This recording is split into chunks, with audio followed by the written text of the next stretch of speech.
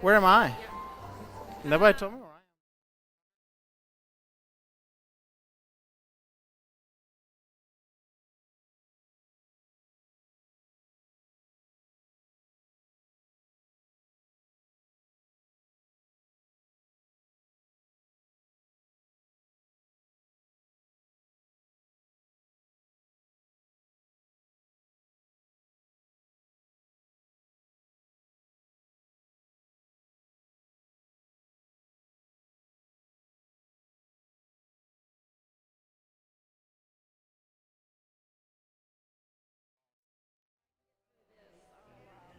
I don't know what to say other than I'm sorry. It sucks. Being grown up sucks. I've been through it. It stinks. Yeah, it really does. I just don't feel like I'm myself anymore. Like I've lost who I am, and I don't like that feeling. Boy, that's profound. Yeah, I just don't like it. I'm like, A solar system without a sun. yeah.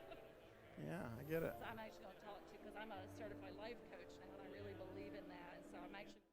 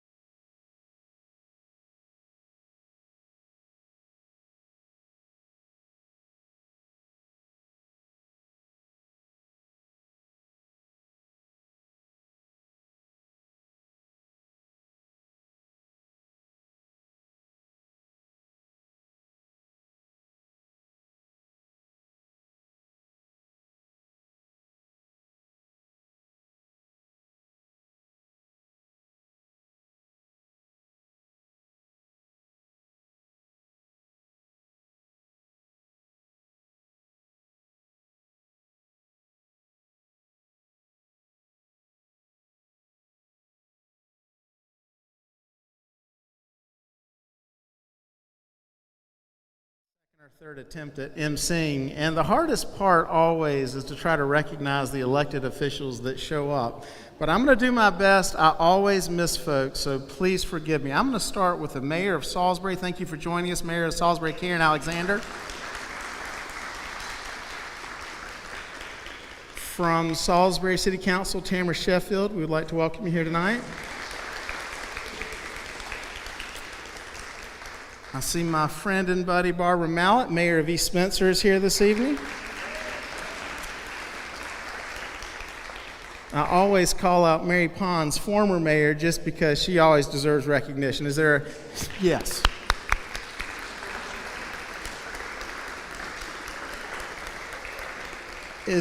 Are there any other elected officials with us this evening that I missed? Mayor Klutz. Oh, yes, former Mayor Margaret Klutz in the house.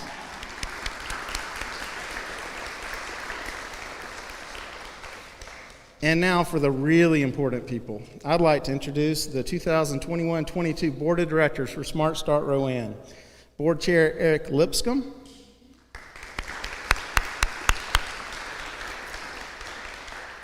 Vice Chair Lori Aldridge. Secretary Melissa Oline.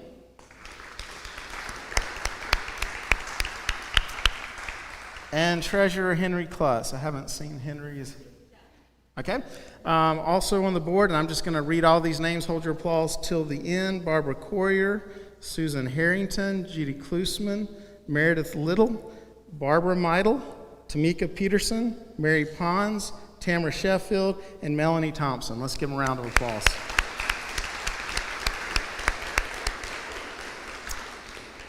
And now staff, I'm not going to go through all your names because there's a lot of you. Would all the staff of Smart Start Rowan please stand?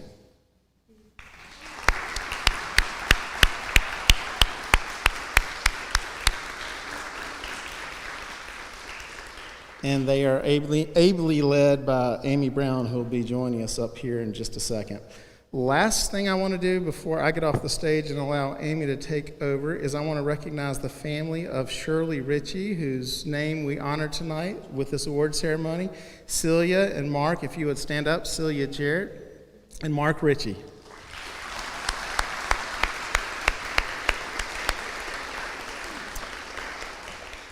And with no further ado, I'm going to ask Amy and Barbara Courier to come on stage.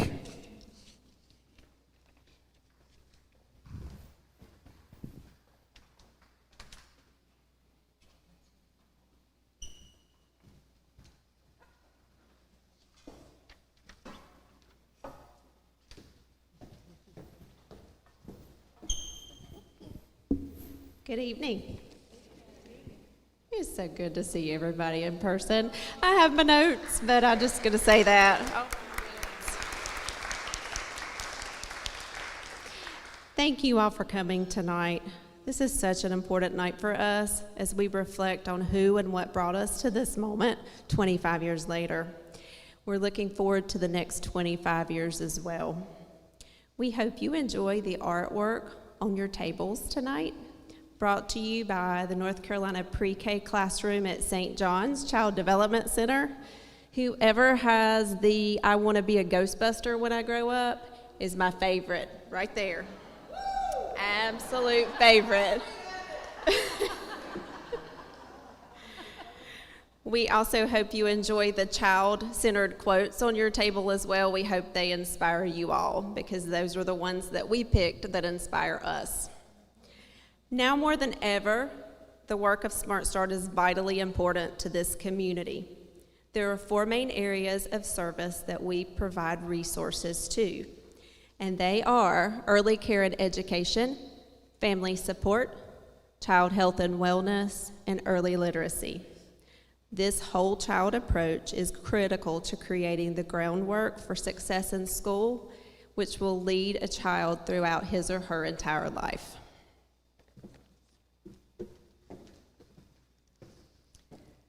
Shirley Ritchie, Smart Start Rowan's founder and friend, was a true champion for young children.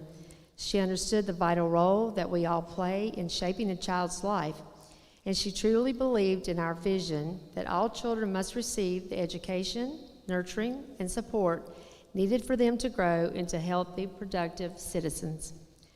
On your table, you will notice a red rose in a cheerwine bottle. The rose is in memory of Shirley, and the bottle is in honor of cheerwine. As many of you know, cheerwine was founded by Shirley's family. As Shirley knew so well, today's children are tomorrow's leaders. So everyone has a stake in making sure all children have the experience they need to build the bright futures they deserve. I hope you enjoy the evening and leave with a better understanding of what our work means to this community.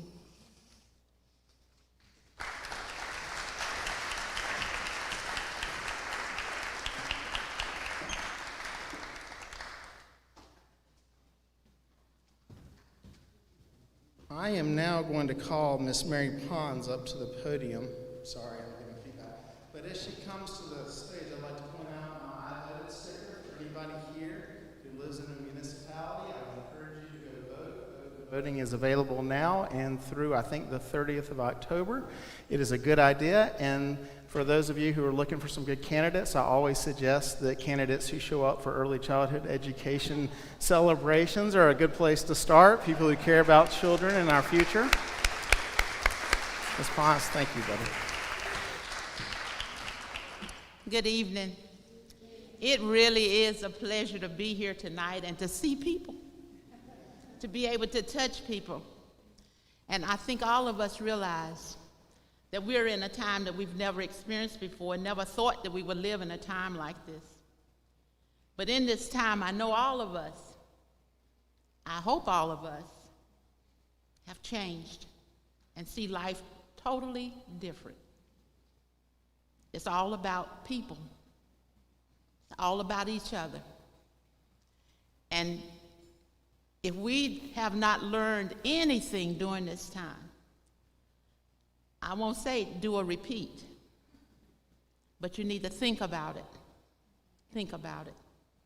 We are as good as the person beside us, but better than nobody. And if we can't love each other,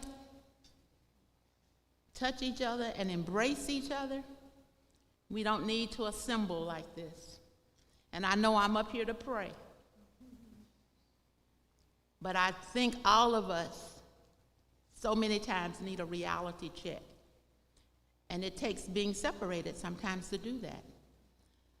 So at this juncture, I'm going to ask, and I know we're not holding hands, we're not hugging, and we're not doing all that stuff. But I just want you to fist bump somebody or give somebody an elbow.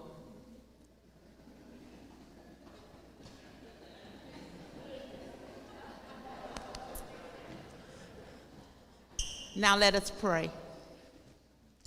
Dear Heavenly Father, it is once again we come before you as empty cups before a full fountain and as broken pieces before the potter. And we say thank you. We thank you, O Lord, for this day, for allowing us to sit and to communicate one with the other face to face. And above all, O Lord, we gather tonight to honor those who are trailblazers, who have been trailblazers for the children of the world, for the children of our community. And we thank you, O Lord, for their wisdom, for their understanding and their insight, and their love, O Lord, for our children. And we ask, O Lord, that as we assemble, that we always remember our children and make things better for them and to be more sensitive and to them and to their needs. During this time, O Lord, even more so, because all of our children have been affected one way or another. And as we pray, O Lord, we want to thank you for the food that we're about to receive, that it may be used for the nourishments of our bodies, that we, O Lord, would be the servants of your people that you would have us to be. These and other blessings, O Lord, we ask in your precious name. Amen.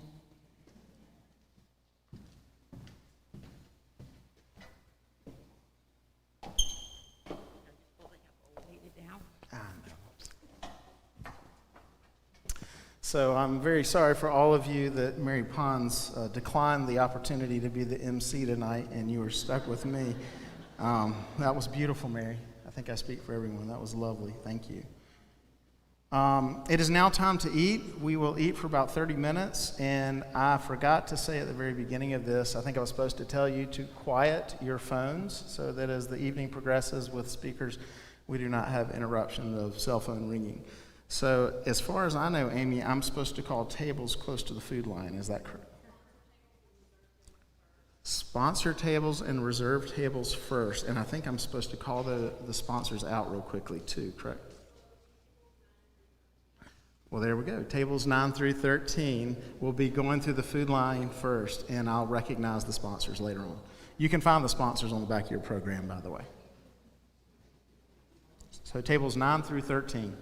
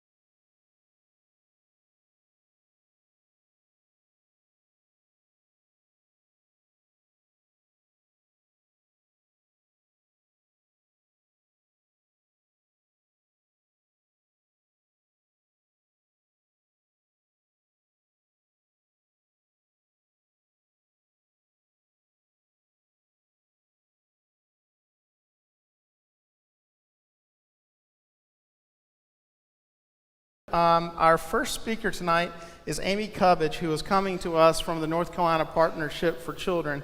That is the statewide agency that both advocates for and oversees the partnerships for children all over the state. And when I first came to join the Partnership for Children, or Smart Start Rowan, it was supposed to be the best of government working with the nonprofit sector. It was supposed to blend the two together. And in 25 years, it's done a phenomenal job of doing just that.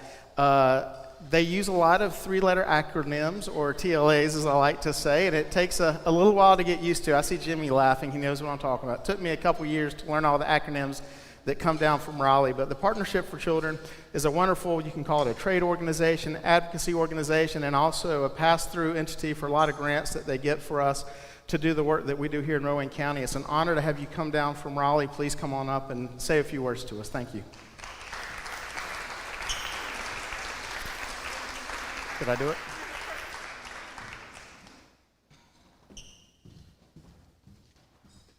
Good evening, everyone. Good evening. It's wonderful to be here with you all. Thank you for having me. Thank you for the kind introduction, Jason. I leaned over to Dana and said, yeah, we really are bad in early childhood with our jargon and our alphabet soup of acronyms, etc. So thank you very much for having me. I am so proud to be a partner with you, the Rowan County Partnership for Children, and I want to recognize in particular Amy Brown, a great name, and your staff, and your wonderful board. So congratulations on 25 years of the amazing work you do in Rowan, day in and day out, especially during this past year. Year and a half, no one could have imagined how much we would be challenged. And I want to say in particular to those of you who work with, whether it's in healthcare settings or education settings, working with young children, if you are a parent of a young child, it has been an unwanted and a real lesson in adaptation, in adaptive practice, in strength, in courage. The early childhood system, childcare, family childcare homes, public school settings that were running preschools and community-based programs had barely missed a day. Those teachers, those caregivers kept coming for essential workers, for many folks. They were the essential workers behind the essential workers. And I want to applaud all of you, and I am always so honored to be in the presence of teachers and educators of young children. So my job in Raleigh is really threefold. First, it's to be a strong support system for our local partnerships, and really to be a shared services model is the way that I envision us, with utmost best customer service to every local partnership in the state, so that each local partnership can be a beacon of light or a hub in their community for young children's families and the people who care and educate those young children. And then have that be a beautiful quilt of Smart Start across the state, and we wrap each child in a caring community to grow and to develop, so we ensure that when they get to the kindergarten door, they're ready to learn and take off. Second, it means that we have to be a strong state partner. I want our other state partners, that's the North Carolina General Assembly, that's the Department of Public Instruction, that's DHHS, to know that if they have questions on the well-being of young children, that if they have concerns on how North Carolina is taking care of young children, they call the North Carolina Partnership for Children. And we will have the data, we will have the ability to tell them how young children are faring in North Carolina. We have to take our mission to reach each child in every community very seriously. And then third is to be, and this is the one I love the most, to elevate the stories and messages coming out of local partnerships, to share with everyone who will listen to me in Raleigh and across the state. I have legislators who will show me pictures on their phone of them with Dolly Parton, and I know why they're so excited about the picture, but I say to them, you are an advocate for young children. You are a hero and a champion, because that is your screen, that's your screen's picture. That is incredible. And I think that they seem to like that. They're starting to, I think, maybe parrot that. But we need to really call people out for the great work they're doing and applaud them, and then do that about their local communities so they see the successes. So some of the ways I see that happening here is Amy and her staff are taking care of families, and a way in which we see that happening, and we have record of that in Raleigh about what's happening in Rowan County, is with subsidy activities. Secondly, it's in caring for the workforce, the child care providers and the teachers, again, those heroes that I mentioned, providing financial support to ensure low turnover rate, which is so impactful on child development. Young children need to have consistency in their lives. They crave and thrive on consistency, and so we want to be sure that that teacher, that caregiver, is there for them by ensuring that their finances are taken care of, and Rowan's doing that with the wages program. And then also calling out the great work they're doing around parenting education. I'm a mother of 3. I could not have gotten through without a wonderful support system. And your offering of Triple P and Kaleidoscope has done that as well.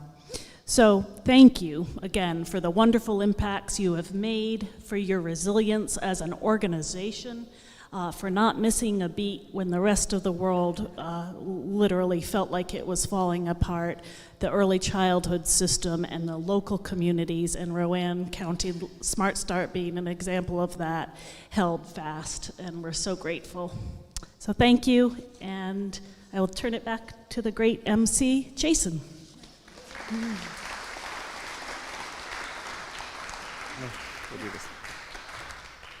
So I was remiss earlier to not recognize Mr. Mark Hoffman, and before you give some applause, I want to say a few words. Mark does this all the time, and not just for Smart Start. He does it for a lot of organizations. He's one of the most talented musicians I've ever been around. He gives of his talent freely and generously on weeknights, on weekends, and I think we're all blessed to see him all the time, but I don't know that we ever say thank you enough for all you do for our community. Mark, thank you for being here tonight and sharing your talent.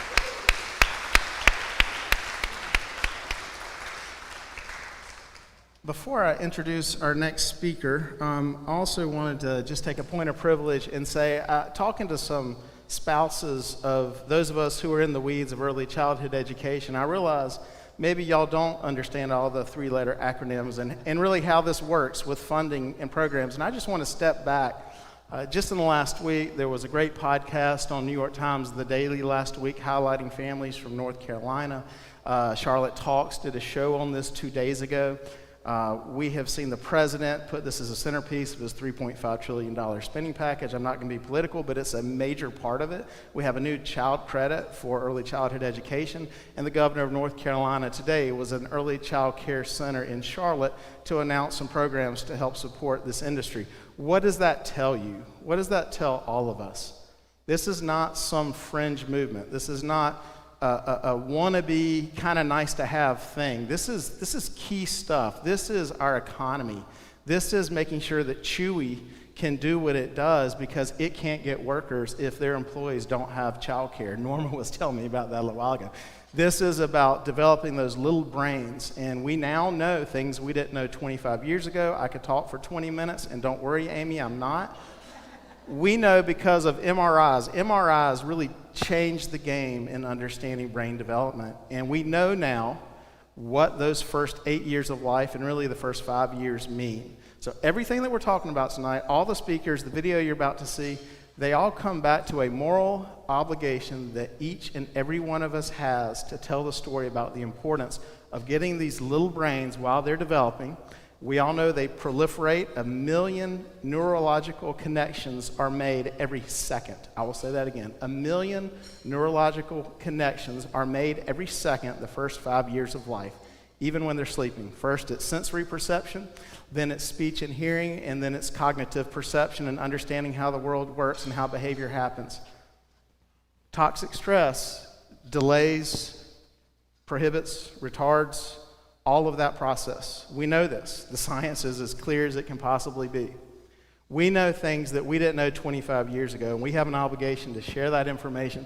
This work is truly important. The quality of early childhood education is truly important because once those neurological brain cells are all formed, 80% of them in the first 5 years, we spend the next few years pruning out the connections that we don't need. We now know this.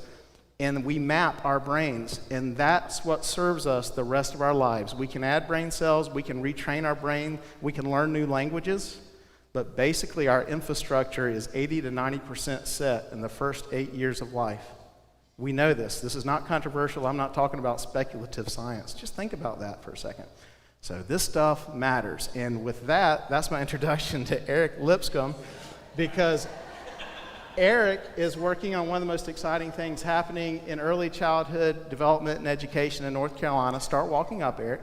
Eric's not only the board president, but his day job is helping to get tablets in the hands of every child, hopefully in America and around the world, but for now in the region in North Carolina, developmentally appropriate, that will help teach them some of the things that will map those neurological cells the way we want them mapped. And Eric has been a quiet leader doing this, and I wanted to introduce you with a personal thank you for all that you do day in and day out to touch these little minds. Eric, it's all yours. Thank you.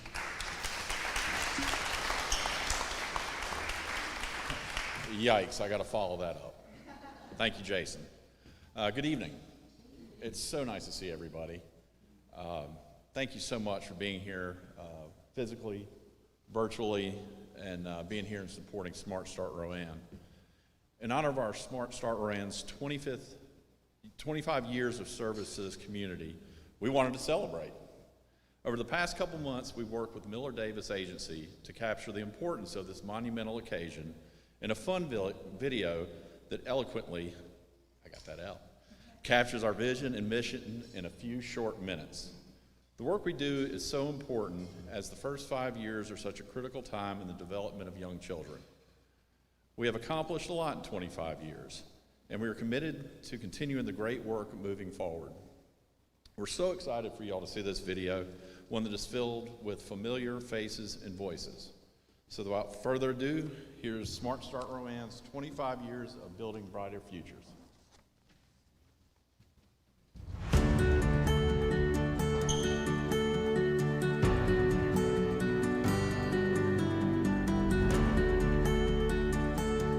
Research shows that when you invest in the first 5 years of a child's life, You support the very foundation that lays the groundwork for the future. This is vitally important for children to start on a path of success that continues to manifest itself throughout life.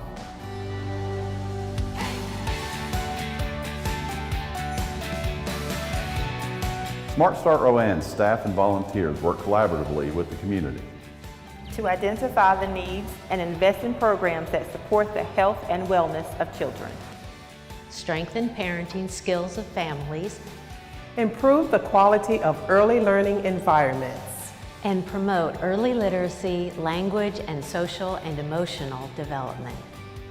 It is our mission to build awareness of how services for young children are critical to the future development and economic prosperity of Rowan County. Thanks to the vision of our founder, Dr. Shirley Ritchie, as well as support from local businesses and community partners. We have a rich history of service to children, families, and early childhood educators that have spanned over 2 decades.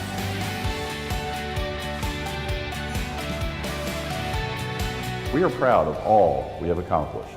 We hold true to our core values to help ensure that all children in our community are given a smart start.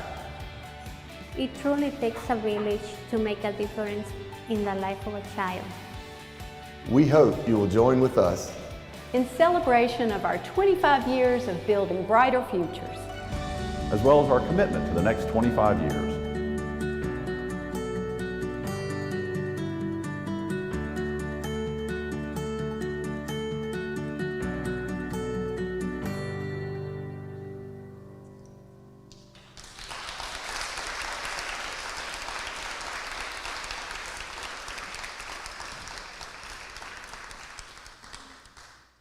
That was awesome. That was really cool. Okay, so now it is my honor to introduce, and I've got an introduction or bio in here somewhere, I think, but I might have to find it later and come back and introduce you, Dana. So, Dana, why don't you come on up? I really don't know what I've done with it. It's probably sitting on my printer somewhere. I'm going to call to the podium now Dana Winters, who's the Executive Director of the Fred Rogers Center. Yes, the Fred Rogers that you know as Mr. Rogers. She is going to give us a good talk about, actually, why don't I just sit down and be quiet? Thank you for being here, Dana. I'm sorry I don't have your bio printed out.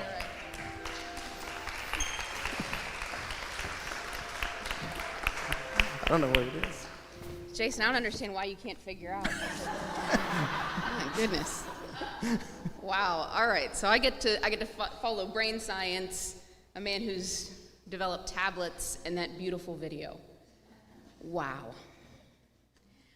So I am thrilled to be with you, not only because it's the first time in 19 months, 2 weeks, and 6 days, but who's counting, that I've been away from Western Pennsylvania, but also because my first trip away is to come back to friends. Thank you, Amy. Thank you so much to Smart Start Rowan, and congratulations on 25 years. So I'm from the Fred Rogers Center. Fred Rogers, that Mr. Rogers. And at the Fred Rogers Center, we house the Fred Rogers Archive, which is about 22,000 cataloged items from Fred's life. The scripts, the music compositions, the letters, the speeches. And when Amy asked me to speak again, I thought, okay, celebration. All right, so I went down to Emily, who's our archivist, and I said, Emily, I need everything Fred said about celebration. And she gave me 3 pieces of paper. And what I learned was that Fred wasn't really into celebration. He was into celebrating every moment, which means the big ones were just kind of cream on top of the sundae. So we're celebrating tonight, but I'd like to hopefully give us a little reminder of how every moment is worth celebrating, even some of the really difficult moments that we've had over the last 19 months. So, Maestro, if you don't mind. Actually, you're Maestro, you're, what do you call the video guy? I don't know. Thank you. Make sure we're working here. We're working, great. So the first reminder that I have to give is a reminder of Fred Rogers. So for those of you who may have grown up with Mr. Rogers' Neighborhood, those of you who watched it with your children, I have a little video just to get us in that mindset. I call it Fred Through the Years. And I was giving a talk once and I asked everybody when they saw the Fred of their childhood to stand up. We're not doing that tonight because since then I've learned that's a horrible way to start a talk. Because it means I'm starting the talk by making you tell everybody in the room how old you are. So that's not the reminder we're going to give tonight, but instead the reminder of that feeling that you had, the people that you may have shared this program with. So let's take a look.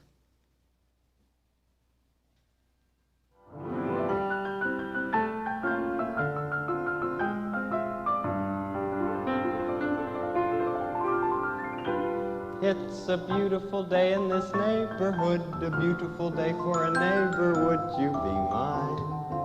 Could you be mine? It's a neighborly day in this beauty wood, a neighborly day for a beauty. Would you be mine? Could you be mine? I have always wanted to have a neighbor just like you. I've always wanted to live in a neighborhood with you. So let's make the most of this beautiful day. Since we're together, we might as well say, would you be mine? Could you be mine? Won't you be my neighbor? Won't you please? Won't you please? Please won't you be my neighbor? Won't Please won't you be my neighbor?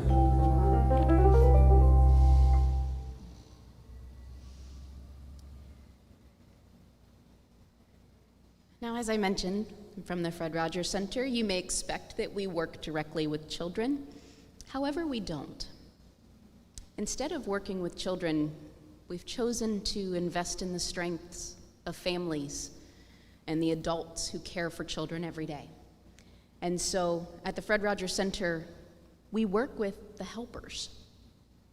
And that's a term of affection that we've given to anyone who is supporting the development of others.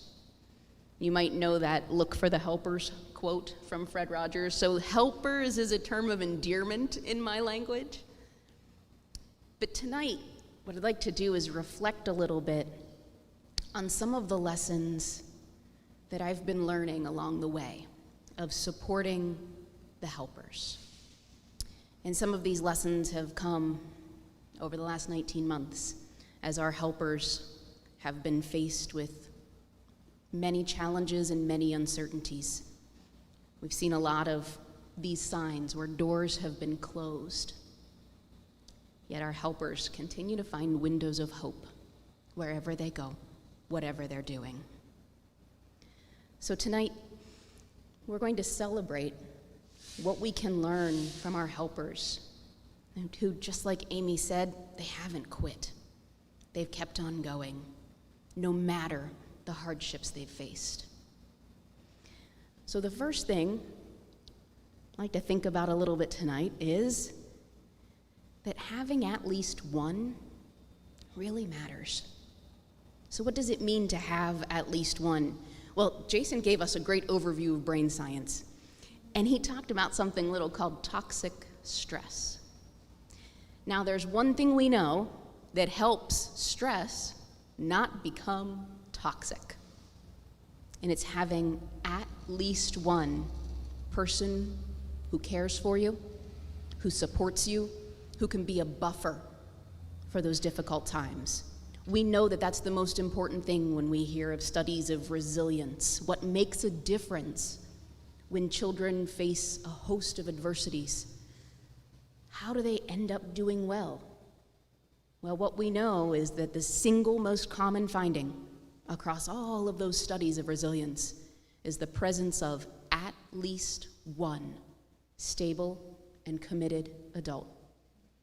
Now, what we've come to learn since this study came out, oh my goodness, now 10, 12 years ago, is that at least one person doesn't have to be this grand, big R kind of relationship that we have at the age of 2 and we're reflecting on at the age of 18.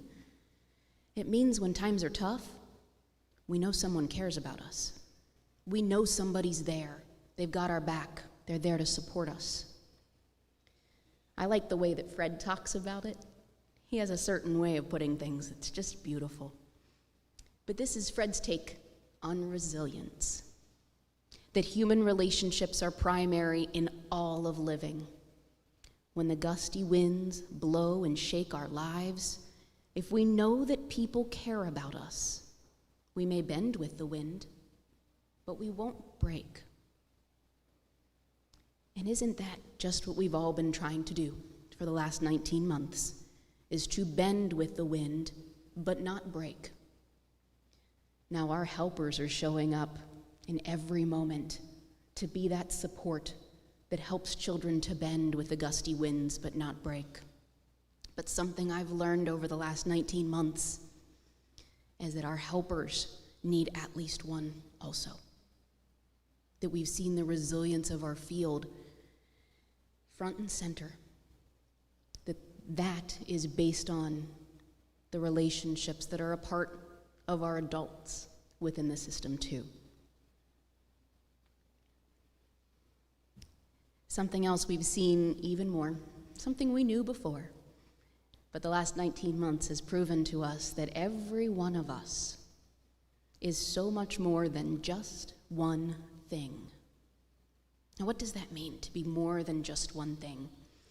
Well, in 1989, Fred Rogers took to the stage at the American Academy of Pediatrics and told a room full of pediatricians that they were more than just one thing, and challenged them to see their patients and their families as more than just one thing. He said, "What's been important in my understanding of myself and others is that each one of us is so much more than any one thing. A sick child is much more than his or her sickness. A person with a handicap is much, much more. A pediatrician is more than a medical doctor. And here's the part that we need to remind each other of so often. You are much more than your job description, or your age, or your income, or your output. Our helpers see children as whole children every time they enter into a setting. They see children as so much more than just one thing. And what we've seen is our adult helpers are beginning to see that in themselves now too. They have been forced to be so much more than just one thing. Because when these moments weren't possible, these moments happened. That we start to see helpers with families on screens. That we see helpers and translators working with families so that services do not stop. We see them interacting in any way they can. Because to be more than just one thing means to recognize that there is always more than just one way to support others. And in the last 19 months, our helpers have shown how many ways they can support the needs of children. Now, we're hearing a lot right now about, but everything's changed so much. How can our educators keep up? What are we going to do? Everything's changed. Yeah, everything's changed. But I choose to trust our educators that they know exactly what our children need. Because it doesn't matter how much life changes, children still need to know that they are loved and they are supported and they will have someone in their corner. And our educators keep on doing that, regardless of the challenges, regardless of the uncertainties. They show up and they find a way. Now, one thing that we've known for a very long time, but we have really it's been thrown in our faces in the last 19 months, is the deep, deep needs of our educators, of our child care providers, of our youth workers, of anyone who is working to support children and families. For far too long, they've been left alone. They've been thought of as, they work with children, great, keep working with children, and the expectations get higher and higher. You know what? Our helpers need support and appreciation too.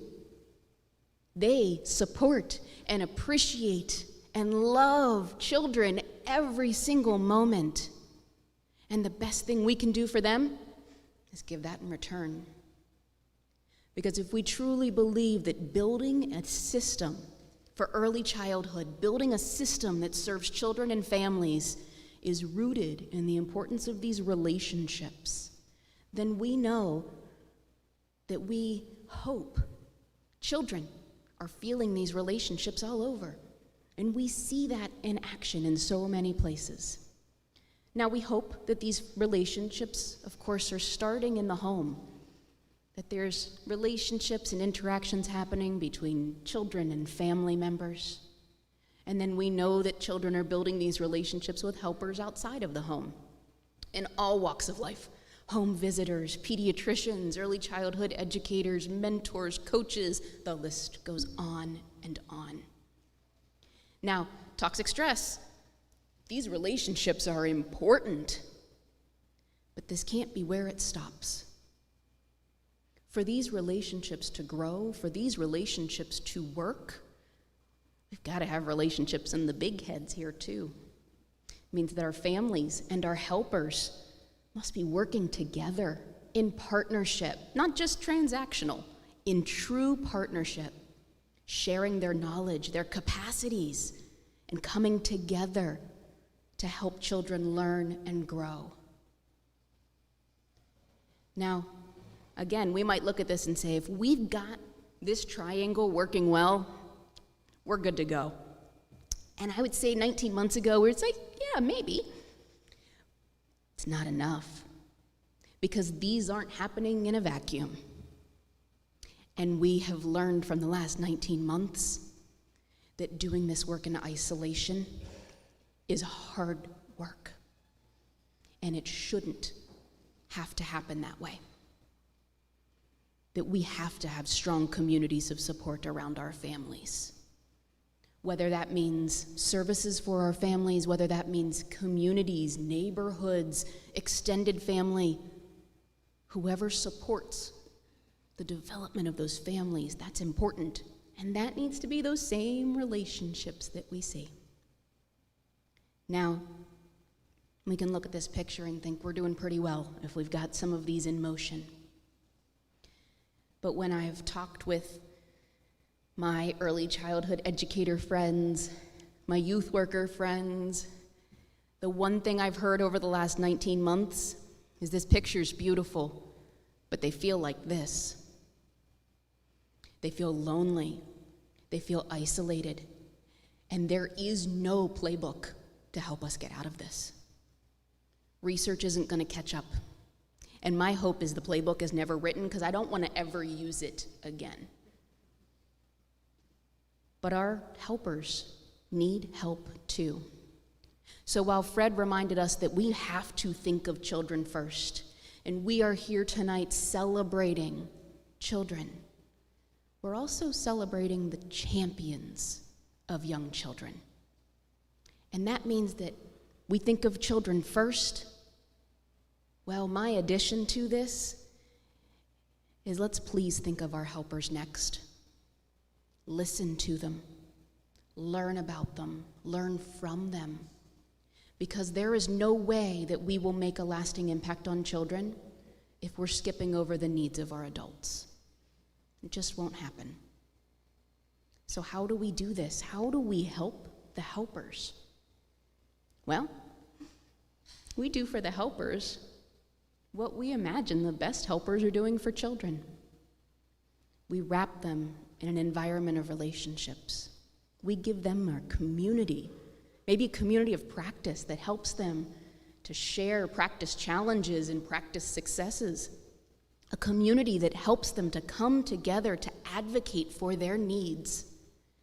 A community just like what Smart Start Rowan provides. That's the piece that brings this all together. Because what we know is when children begin to build out their own little communities down there, they're catching how to be in relationship with one another based on what they're seeing around them. We want them to catch a good model, don't we? We want them to see what these relationships look like when they uplift others, when they are there to work in support of the needs of one another. Now, we can look at this picture and think, wow, that's a lot. And you might see yourself in certain places here, and we know that there's layers to all of this. This is a pretty simple version of what our communities look like. But I'm a firm believer that we all have capacity to have a touch point within this someplace. And just as when we see a still pond and the rain begins to fall, those ripples just start until all of a sudden we're rippled across the entire pond because we've all done our little piece here to build relationships, to bring hope and support, not only to children, but to children and families and their helpers. I wonder what our system would look like if with every decision we made, we're asking ourselves this question.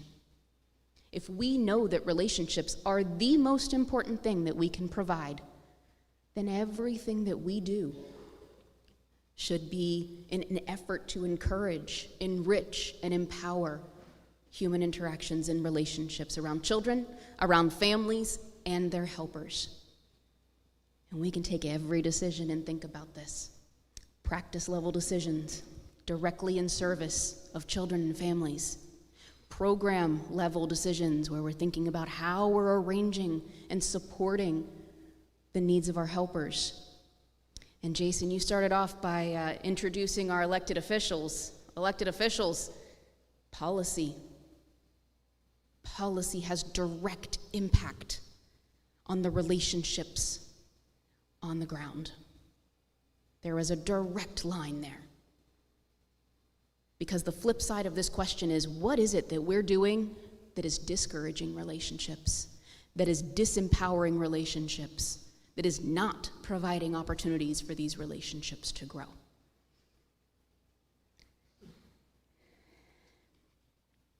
So I started off by saying that Fred Rogers didn't like to celebrate. And by saying we're going to celebrate a lot of little things, right? We're going to celebrate that we've got at least one. We're going to celebrate that our helpers are so much more than just one thing. And we're going to celebrate the efforts that we're taking to support and appreciate our helpers. Now, he got a lot of awards, so he went to celebration dinners pretty often. And I'd like to share one of those celebrations with you tonight. It's a speech that Fred gave when he received his Television Hall of Fame induction. Now, it's focused on people in the audience who are producing television, so I'm not sure how many of you are producing television. It might be relevant for some, but I think there's pretty close application as he challenges the folks in the audience to think about what they do that supports the learning and growing of children and supports the adults as well. So let's take a listen to Fred's take on celebration. And you'll notice that when Fred celebrates, there's always a little call to action in there too.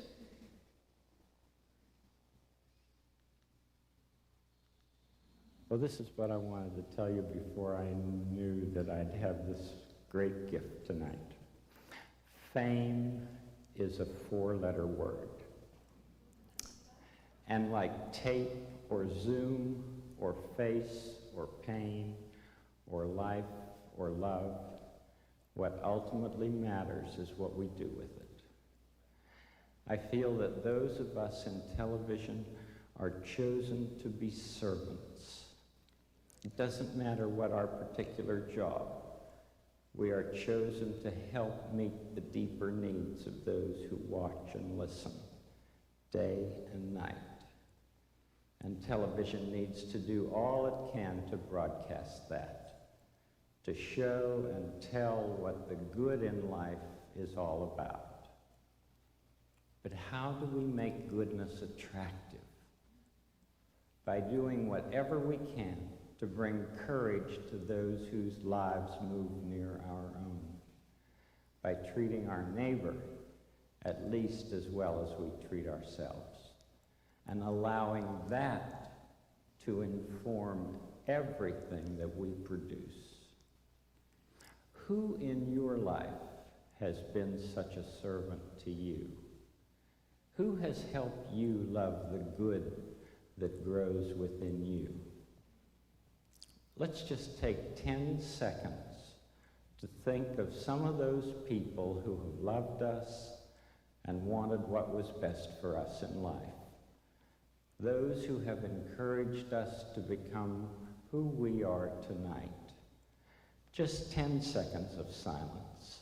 I'll watch the time.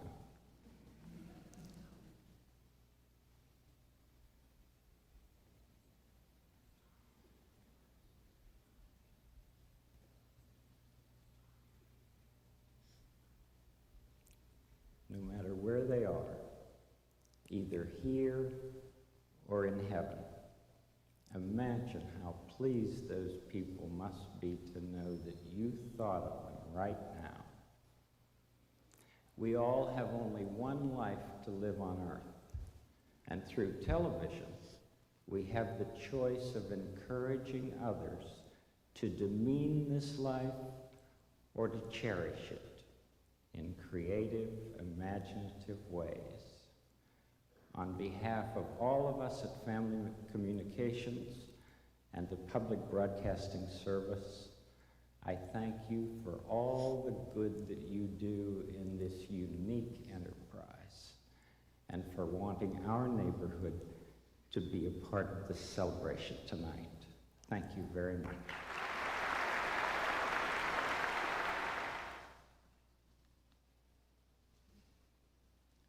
How do we make goodness attractive?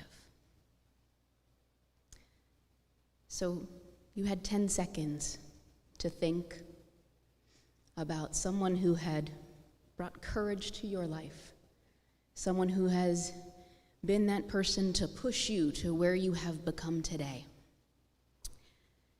Well, I'd like to take that one step forward, if I may, tonight. That we can reflect and celebrate 25 years. We can reflect on the people who got us here. But what comes next? Who do you have an opportunity to encourage, which means to bring courage to? Whose lives are near your own? Whose lives can you enrich within your neighborhood? Now, Fred gave you 10 seconds and said he'd watch the time. I'm going to do the same. And I give you 10 seconds to think a little bit about who you have an opportunity to encourage. I'll watch the time.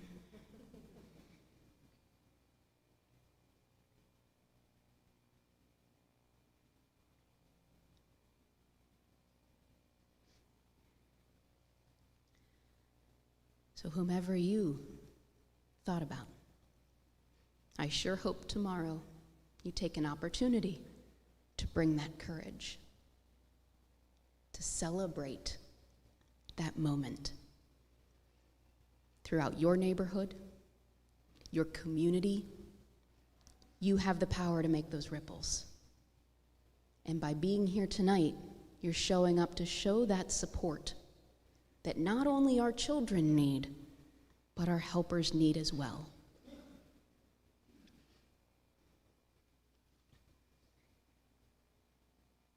So the next time you have an opportunity, I hope you take it. I hope you move that ripple as close as you can to someone next to you and make decisions that treat your neighbor at least as well as you treat yourself. Thank you.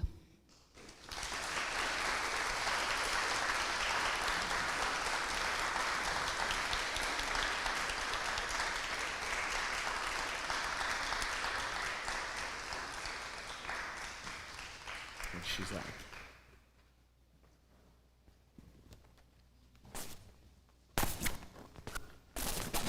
I'm giving up my microphone, I think. The clicker. Thank you. Sorry. Should I use this microphone? Let's do that. Let's do that. I don't know that I believe in divine intervention, but I think it was helpful that I didn't have your bio, Dana, because I read it before we came, and it was a lot of acronyms and a lot of letters and a lot of education. But what I take away from it is that you are a great teacher, you are a compassionate thinker, and you are a coach to all of us. And I think that's about as good of an introduction I can do after the fact as I could possibly think of. Thank you.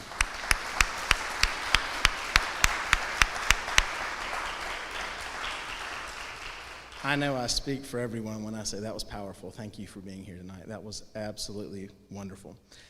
Moving the program right along, I'm supposed to call up my partner in crime, Jimmy Green. While he comes to the stage, I'm also supposed to acknowledge some donation boxes. I see one back here in the corner. I think there's some out back. But if you would like to make a donation and you don't have a checkbook with you, there are lots of ways to give, including online. There's a code, a QR code at the bottom of your program. And there are, of course, staff at the office any day of the week that would love to talk to you about a contribution to the good work that Smart Start Rowan does. Jimmy, coming up. Jimmy has been a friend and a colleague, and I hate to say it, but the early childhood education field is dominated typically by women, and there were many times Jimmy and I were the only folks in the room. We had a lot of good times. Jimmy is a tireless advocate for children. He now serves on the Partners in Learning Board. He served on the Smart Start Board. He has been, most importantly, a coach to a lot of kids in West Rowan, and he's an excellent father. Jimmy, it's an honor to have you take the stage. Thank you, Jason.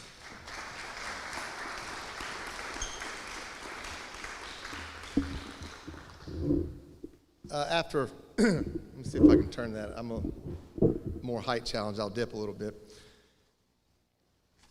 Good evening, ladies and gentlemen. My name is Jimmy Green Jr., and my father likes for me to stress junior so no one confuses us. I have the privilege and honor to stand before you tonight and present the Shirley P. Ritchie Champion for Young Children Award. It is a great blessing to be able to recognize this amazing individual and all he has done for our county, but especially for our children. Now, this person hates recognition, so this will be fun to talk about him, and once he knows we are talking about him, he's going to be squirming in his chair the whole time. First, let me give you the history of Smart Start Rowan's Shirley P. Ritchie Champion for Young Children Award and its past winners. This award was created in 2003, and our founder, Dr. Shirley P. Ritchie, was the first recipient. It was then named after Dr. Ritchie, and in 2005, the award was presented to Sandra Novick, an early childhood instructor and program chair at Rowan Cabarrus Community College. The award was not presented again until 2016 to Dr. Martha West, a retired educator and longtime early childhood advocate. In 2017, Karen Campbell, another devotee whose career was dedicated to children's well-being, won the award. In 2018, Jane Welch, retired teacher and public library staff member, was a recipient. And in 2019, Phil Barton, longtime Rowan Public Library director, received the award. Phil's with us this evening. And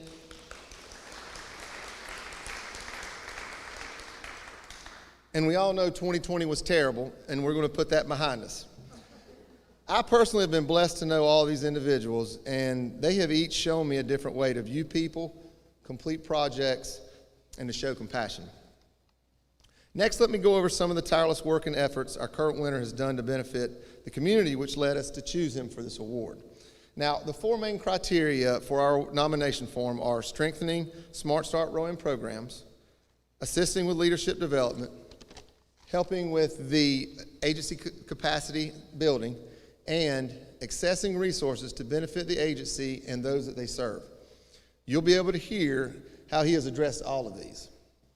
His journey with Smart Start began back in 2001 when he agreed to join the board of directors while his wife was pregnant with their first child. And ever since then, he has been devoted to SSR, those acronyms, and has been an instrumental volunteer leader for the agency. He's been on and off as a board member for his entire time because they truly never let you go. He has chaired and been a member of numerous SSR committees, such as personnel, executive, nominating, and probably most importantly, allocations. His leadership on allocations has given him a true understanding of the very complex nature of Smart Start and the NC Pre-K funding. He has served in pretty much every board officer role that Smart Start Rowan has, even including a 6-month period as interim board chair. He also led the effort for Smart Start's current location and finding us a home we hope is permanent. He's been instrumental with many of the organization's fund development and community outreach efforts over the years, and this is key and this is the core, because he simply knows everybody, and he is an absolute master at making impactful connections. Now let's learn a little about him as an individual. It's impossible to list all he has done for this community, but I can honestly say, he doesn't know this, but he's a hero to me. I was able to become close to him through our many meetings together, our lengthy phone calls, and our deep life discussions. What I did not realize was it wasn't just me. He has the ability and desire to connect with people on that level in everything he does. Now, my wife says I have a degree in BS, and that's not Bachelor of Science. Possibly a master's degree in communication with people. This individual has a doctorate. He could be the smartest person that I have ever met, but he will not let you know that because he does not want anyone to think he's above anyone. Perfect example is we'd be in a meeting, I'd say, hey, what do you know about this bill H2 2114 coming out? Oh, Jimmy, I don't know anything about this bill. You're asking the wrong person. All I know is it's a bill focused on funding for individuals and students who have moderate household incomes, and if 25% of the funding flows through, we could negate it by 8%, but it could learn to be better throughout the following years, but that's all I know.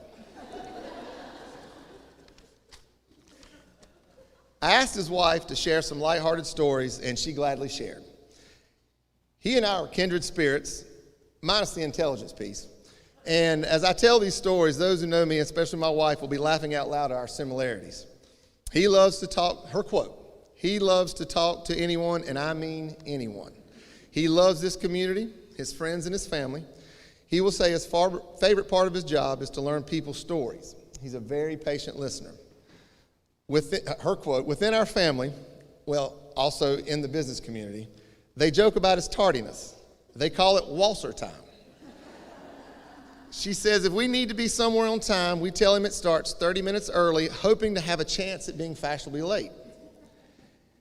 I would always run in late to our Smart Start meetings, and the first placard I'd look for was his, because I knew if I beat Walser, I wasn't really late.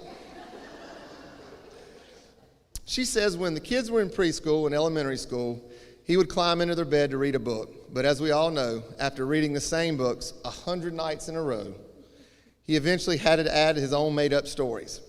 Imagine this individual as the buff superhero flying through the sky with his trusty dog Ellie, fighting off the bad guys and saving the day. As the kids got older, his creativity morphed into fashioning rather unusual lyrics to pop songs.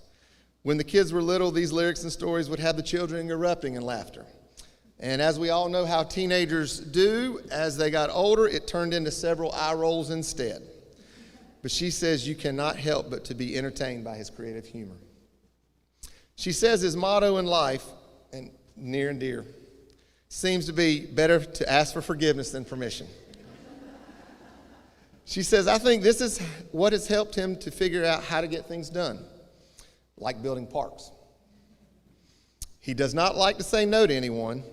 And while that's frustrating at times to his wife when raising children, it has been a gift to our community and can be seen from the many projects that he has had his hand in over the last 20 years. I want to add in and say that this is a great time to honor his wife and 2 children. People don't realize how much it can affect home life to take on so many projects. My family, they always say, people don't understand how hard it is to be the children of Jimmy Green or to be married to Jimmy Green. This is even more true for the Walser family. But I'd like to say that his wife is as much to praise for his accomplishments as are his kids. To summarize our winner, he is the embodiment of all the qualifications I listed above to receive this award. He is a passionate community leader and an advocate for children and families, and he understands and can eloquently vocalize the need for early childhood professionals to be supported and respected. His leadership has been instrumental in helping to ensure sound administrative capacity and accountability, as well as solid strategic vision for Smart Start Rowan. He has given countless hours assisting with our work and helping to ensure that all children enter school healthy and ready for success. He is always available to us, whether it be for advice and mentoring, assistance with special projects, or just simply for support and leadership. He is and always will be a very loved and well-respected part of the Smart Start Rowan family. With great pride and privilege, I present the 2021 Smart Start Rowan Shirley P. Ritchie Champion for Young Children Award winner to Mr. Jason Walser.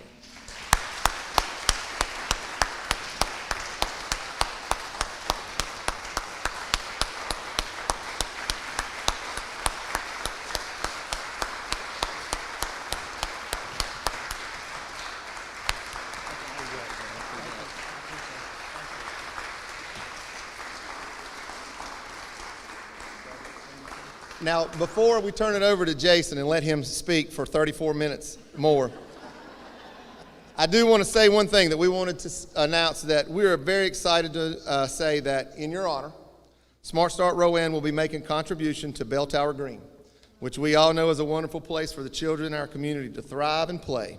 We are thrilled to have the opportunity to honor you in this way for all that you have done to bring us this beautiful park. Thank you.